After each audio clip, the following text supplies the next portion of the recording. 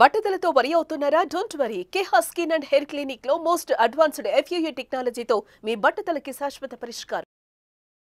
నమస్తే, welcome to Suman TV. So ఇప్పటి వరకు మనం నీ పెయిన్స్కి సంబంధించి చాలా వార్మప్స్ చేయడం జరిగింది. సో ఈ రోజు ఏంటంటే చైర్లో కూర్చొని కూడా, అంటే చాలామంది కొంతమంది ఏజ్డ్ వాళ్ళు ఉంటారు, కింద కూర్చోలేని వాళ్ళు ఉంటారు. సో నీ పెయిన్ చాలా హెవీగా ఉన్న వాళ్ళు కూడా, సో ఇలాంటివి చేయలేని వాళ్ళు కూడా ఉంటారు. కాబట్టి వీళ్ళకి సంబంధించి చైర్లో కూర్చొని ఏ విధంగా ఆసనాలు అనేవి చేసుకోవచ్చు, అంటే ఎలాంటి వార్మప్స్ అనేవి ఉంటాయి ఈజీగా, అండ్ అలానే పెయిన్ తొందరగా రిలీఫ్ ఇచ్చే విధంగా అనమాట. సో ఇవన్నీ చెప్పడానికి ప్రస్తుతం మనతో పాటు ఉన్నారు internationally yoga certified trainer Om Prakash గారు. మాట్లాడేద్దాం. నమస్తే సార్. నమస్తే అండి, ఎలా ఉన్నారు? చాలా బాగున్నాను సార్. ఇంతకు ముందు మనము కింద కూర్చొని నీ పెయిన్స్ కి సంబంధించి వార్మప్స్ ఎలా చేసుకోవాలనేది చూసాం. సో ఈరోజు చైర్లో కూడా చేసుకోవచ్చు. చాలా మంది ఏజ్డ్ వాళ్ళు ఉంటారు, వాళ్ళకి కన్వీనియంట్ గా ఉండాలి అని. సో అంటే ఏ విధంగా చేయొచ్చు అంటారు? అంటే మీరు అబ్జర్వ్ చేస్తే నీ పెయిన్ కొంచెం సివియర్ గా ఉంటే డాక్టర్స్ అడ్వైస్ చేస్తారు, don't SIT on the floor, right? And western commode use చేయాలి. అంటే ఏమాత్రం నీ పెయిన్ మీద లోడ్ పడకుండా చేసుకోవాలి అని చెప్తారు. సో మళ్ళీ మనం ప్రీవియస్ వీడియోస్ లో మనం ఈ విధంగా ఫ్లోర్ మీద కూర్చొని చేయించాం కదా. సో అలాంటి వీడియోస్ వాళ్ళు డైరెక్ట్ స్క్రోల్ చేసేస్తారు. సో అలా వాళ్ళకి కూడా వాళ్ళని దృష్టిలో పెట్టుకొని మనం ఈ పర్టికులర్ వీడియో అనేది చేస్తున్నాము. సో మీరు అంటే మేము ఇక్కడ చైర్ మీద చూపిస్తున్నాము, మీరు బెడ్ మీద కూర్చొని కూడా చేసుకోవచ్చు, సోఫాలో కూర్చొని చేసుకోవచ్చు, చైర్ మీద కూడా కూర్చొని హ్యాపీగా చేసుకోవచ్చు. ఓవరాల్గా మన ఇంటెన్షన్ ఏంటంటే మన వ్యూవర్స్కి ఆ నీ జాయింట్లో మూమెంట్ తీసుకొచ్చి అక్కడ సైనోవిల్ ఫ్లూయిడ్ని మళ్ళీ ఎలా రీజనరేట్ చేయాలి, ఆ గుజ్జుని ఎలా ఉత్పత్తి చేయాలి అనే దానిపైనే మనం బేసిక్గా ఫోకస్ చేస్తున్నాం. ఇంకా మీకు కావాలంటే ఈ రెండు చైర్ల మధ్యలో ముందర ఒక టీపాయ్ కూడా వేసుకోవచ్చు. టీపాయ్ వేసుకుని టీపాయ్ మీద సపోర్ట్ పెట్టుకుని కూడా చేసుకోవచ్చు. అంటే వాళ్ళు ఇప్పుడు మనం చూపించేవి కొన్ని మనం గాల్లో పెట్టి చూపిస్తాం, అది కూడా ఇబ్బందికరంగా ఉండేవాళ్ళు స్టూల్ కానీ ఎగ్జాక్ట్లీ మీరు చెప్పినట్టుగా అంటే సేమ్ హైట్ లో పెట్టేసుకుంటా మనం చేసేసుకోవచ్చు. అంటే ఓవరాల్ గా చెప్పాను కదా, మన టార్గెట్ వచ్చేసి ఆ నీ జాయింట్ ఇన్వాల్వ్ అవ్వాలి, మూమెంట్ లో ఇన్వాల్వ్ అవ్వాలి. అది మామూలుగా నిలబడి కానీ కింద కూర్చొని కానీ చేస్తే వాళ్ళు బేర్ చేయలేరు. సో వాళ్ళని దృష్టిలో పెట్టుకొని మళ్ళీ మీరు చేసామన్నమాట. స్టార్ట్ చేద్దాం. చాలా మంది అంటే మన దగ్గర స్పెషల్లీ నీ పెయిన్స్ కొరకు ఒక సపరేట్ క్లాస్ కూడా మనం కండక్ట్ చేస్తున్నాం ఆన్లైన్లో. సో వ్యూవర్స్ ఎవరైనా పర్సనల్ ట్రైనింగ్ కావాలి అంటే మీకు ఒక గైడెడ్ క్లాసెస్ అటెండ్ అవ్వాలంటే స్క్రీన్ పైన అయితే నెంబర్ స్క్రోల్ అవుతుందో దానికి మీరు కాంటాక్ట్ చేయొచ్చు. అలాగే మీకు నీ పెయిన్ మూమెంట్స్తో పాటుగా డైట్ ప్లాన్ కూడా సపరేట్ ఇవ్వడం అనేది జరుగుతుంటుంది. సో స్టార్ట్ చేసేద్దాం మన మూమెంట్. రైట్. సో ఈ విధంగా ఈ కాలిని ఇలా స్ట్రైట్గా పెట్టండి. మీరు కూడా సైమల్టేనియస్గా చేయొచ్చు నాతో పాటు. ఇలా కంప్లీట్గా స్ట్రైట్గా పెట్టండి, ఎటువంటి నీ బెండ్ లేకుండా. ఈ ఇదే స్ట్రెచ్లో ఈ పాదాన్ని ఇలా వెనక్కి ముందుకి మూవ్ చేయండి. మీకు తెలిసిపోతుంది కదా నీ జాయింట్లో మూమెంట్ అనేది. నీ జాయింట్లో, హ్యామ్స్ట్రింగ్ మజిల్లో, రైట్ కాఫ్ మజిల్లో, యాంకిల్ జాయింట్లో, పాదంలో ఉన్న నరాలు కూడా ఇన్వాల్వ్ అవుతున్నాయి. చూసారు? అదే తెలుస్తుంది. యా, అంటే ప్రెషర్ అక్కడ తెలుస్తుంది. Exactly right. సో ఈ విధంగా మీరు ఇలా హ్యాపీగా ఒక 10 కౌంట్ ఇలా మూమెంట్ చేసుకోవచ్చు. రైట్. సో ఈ లెగ్ అయిపోయిన తర్వాత దీన్ని కాస్త రిలాక్స్ ఇచ్చి మళ్ళీ లెఫ్ట్ లెగ్ తీసుకోండి. సో ఇక్కడ ప్రెషర్ అనేది ఇంపార్టెంట్ కదా సార్? ప్రెషర్ యొక్క అర్థం ఏంటంటే అక్కడ మూమెంట్ వస్తుంది అని అర్థం అన్నమాట. అండ్ మీకు ఆ ప్రెషర్ పెయిన్ ఎందుకు వస్తుందంటే, అంటే మన గురించి కాదు, ఇన్ని సంవత్సరాల నుంచి మూమెంట్ లేకపోవడం వల్ల, అవన్నీ లాక్డౌన్లో ఉండడం వల్ల అక్కడ ఆ మూమెంట్ లేకపోవడం, ఎగ్జాక్ట్లీ ఆ క్వారంటైన్లో ఉండడం వల్ల ఫస్ట్ టైం మీరు వాటిని మూవ్ చేస్తున్నారు కాబట్టి మీకు ఇలా వస్తుంది. సో మీ ఓపికను బట్టి, మీ కెపాసిటీ, మీ ఫ్లెక్సిబిలిటీని బట్టి 5 కానీ 10 కానీ మూమెంట్స్ ఇలా చేసేసుకోవచ్చు. నెక్స్ట్ మూమెంట్ వచ్చేసి సేమ్ ఇలాగే ఇలా స్ట్రెచ్ చేసి ఇలా రొటేట్ చేయడం. రైట్. ఇలా ఒక క్లాక్ వైజ్ 10 రౌండ్స్ రొటేట్ చేయండి. సో దీనివల్ల ఉపయోగం ఏంటి సార్? దీనివల్ల మీకు తెలుస్తుంది కదా, యాంకిల్ జాయింట్లో ఉంది ప్లస్ నీ జాయింట్లో కూడా మీకు కొంచెం మూమెంట్ అనేది తెలుస్తుంది. రైట్. ఇలా క్లాక్ వైజ్ మళ్ళీ యాంటీ క్లాక్ వైజ్. మీకు ఒకవేళ కంటిన్యూ చేయలేకపోతే కనుక క్లాక్ వైజ్ చేసి రెస్ట్ ఇచ్చేసి లెఫ్ట్ లెగ్ తీసుకోండి, లెఫ్ట్ లెగ్ క్లాక్ వైజ్ చేసి మళ్ళీ right leg anti clock wise. Right. మళ్ళీ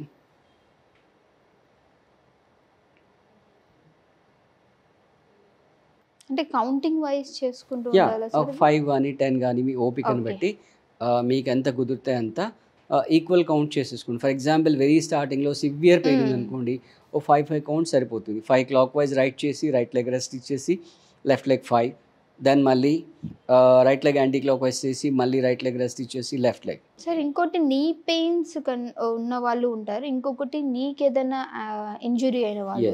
సో అలాంటి వాళ్ళు కూడా పెయిన్ అనేది ఉంటుంది, వాళ్ళు కూడా ఇది చేసుకోవచ్చు, హ్యాపీగా చేసుకోవచ్చు.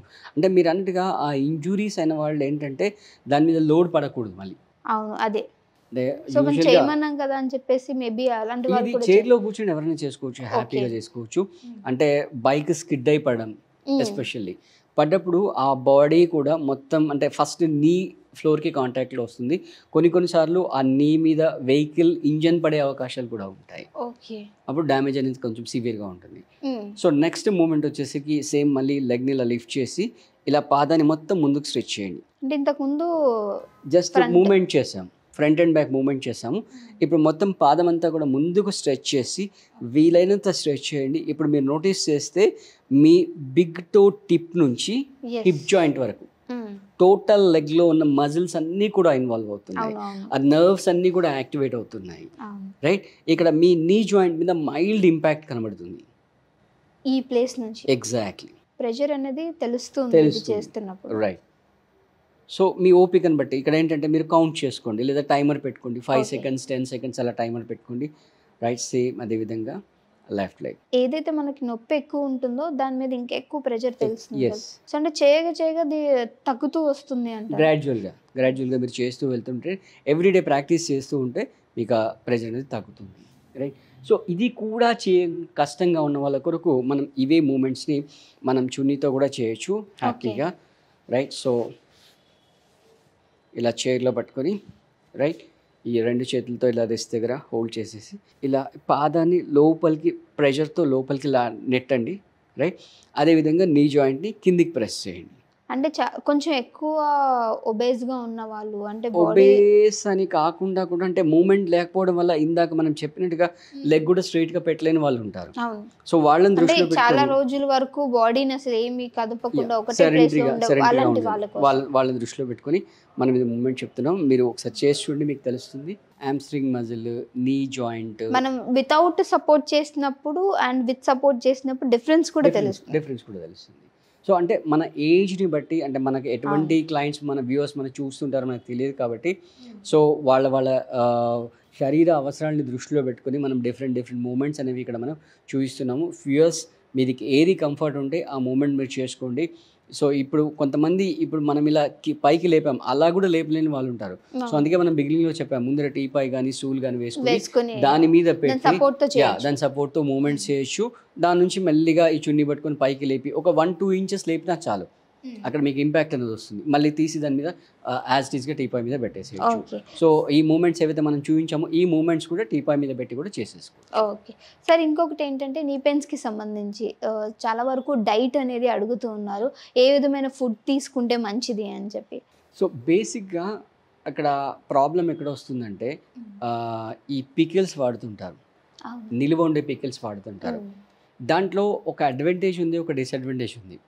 అడ్వాంటేజ్ ఏంటంటే దాంట్లో ఆవపొడి ఎక్కువ వాడతారు, ఆ ఆవ పెయిన్ రిలీఫ్గా పనిచేస్తుంది. But at the same time disadvantage ఏంటంటే ఆ పికల్ నిల్వ ఉండడానికి దాంట్లో excess of amount salt use చేస్తారు. ఆ సాల్ట్ అనేది ఇక్కడ ఈ జాయింట్స్లో డిపాజిట్ అయిపోయి అక్కడ బ్లడ్ సర్క్యులేషన్ని రిస్ట్రిక్ట్ చేస్తుంది. ఓకే, కాబట్టి ఎవరికైనా వ్యూవర్స్కి నేను చెప్పదలుచుకుంది ఏంటంటే, మీరు డేలో 3 meal తింటే 2 meal రా ఫ్రూట్ తినండి. ఒకవేళ మీరు 2 meal తింటే 1 meal రా ఫుడ్ తినండి. మళ్ళీ రా ఫుడ్ అంటే మనం ఏం చేస్తారంటే జామకాయలకి దానికి మళ్ళీ ఉప్పు కారం రాస్తారు. అవును. So the intention behind the raw food ఏంటంటే ఆ సాల్ట్ అవాయిడ్ చేయడం గురించి, ఆయిల్ అండ్ సాల్ట్ రెండు అవాయిడ్ చేయడం గురించి.